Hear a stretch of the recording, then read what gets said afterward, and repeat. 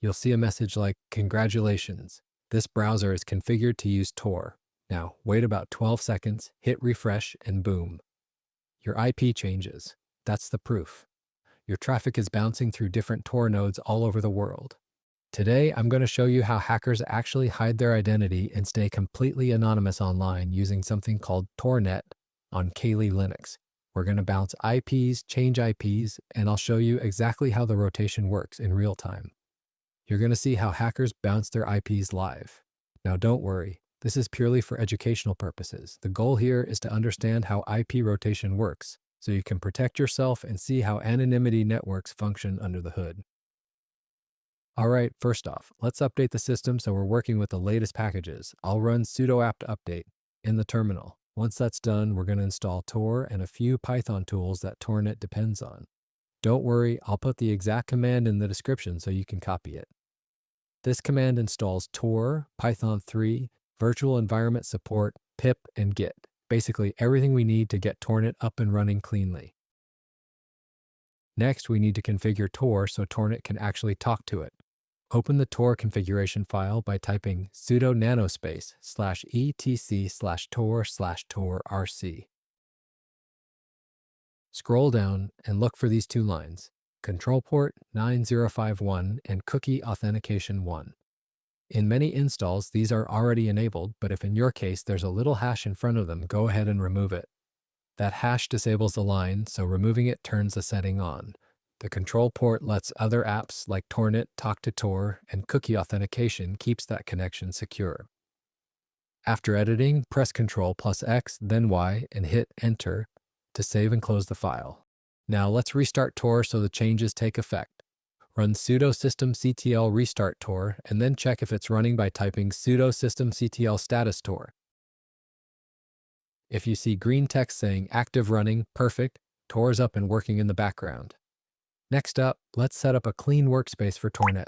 I like to keep things organized, so we'll create a new folder and move into it. mkdir-p tilde/tornet setup and then cd tilde/tornet -setup. Inside this folder, we'll create a Python virtual environment by running python 3-m venv tornet-venv. This isolates all the dependencies for TorNet so it doesn't mess with your system Python. Once that's done, activate it with source tornet-venv/bin/activate. You'll know it's working when you see tornet-venv at the start of your terminal line. That means we're now inside our dedicated TorNet environment. All right, now let's install TorNet and a couple of Python libraries it needs. First, upgrade pip with pip install --upgrade pip. Then install TorNet requests and PySocks by typing pip install TorNet requests PySocks. Just let it run until it finishes. Should be quick. Before we actually run TorNet, we just want to make sure that Tor itself is running and listening on port 9050 since that's the default port TorNet uses to route traffic. So to check that, run this command. If you see something like 127.0.0.1:9050, that's perfect. All right, now before we actually run TorNet, there's one more thing we got to do. We need to make sure our browser is actually using Tor. I'm going to use Firefox for this because it's simple and it works great with Tor. So just open up Firefox, go to the settings, scroll down to the network section, and click on Settings under Network Proxy. Once that window pops up, choose Manual Proxy Configuration. Now in the SOCKS host box, type in 127.0.0.1 and set the port to 9050. That's the exact port Tor is listening on.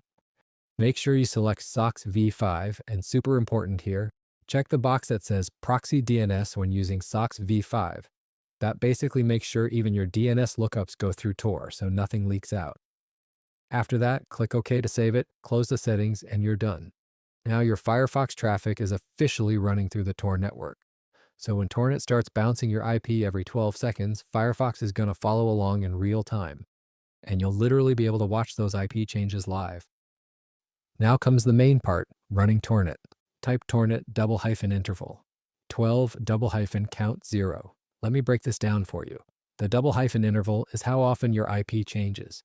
We're using 12 seconds because that gives Tor enough time to build a new circuit safely. If you set it too low, like 5 or 8 seconds, Tor might throw errors since it needs time to establish a new relay path. So 12 seconds is the sweet spot. smooth, stable, and reliable. Once you run that command, TorNet will start rotating your IP every 12 seconds, and it'll keep going until you stop it manually. To actually see it in action, open your browser and go to check.torproject.org. This page shows your current Tor exit IP and confirms if you're connected to Tor. You'll see a message like, "Congratulations. This browser is configured to use Tor now. Wait about 12 seconds. Hit refresh, and boom. Your IP changes. That's the proof. Your traffic is bouncing through different Tor nodes all over the world. And that's basically how hackers stay anonymous online, using IP rotation through Tor, combined with tools like TorNet. But remember, this is for learning and privacy protection only. Use it ethically. You can protect your own privacy, test network security, or just understand how anonymous browsing works under the hood. Alright guys, that's it for this video. If you learned something new, smash that like button and subscribe for more practical cybersecurity tutorials.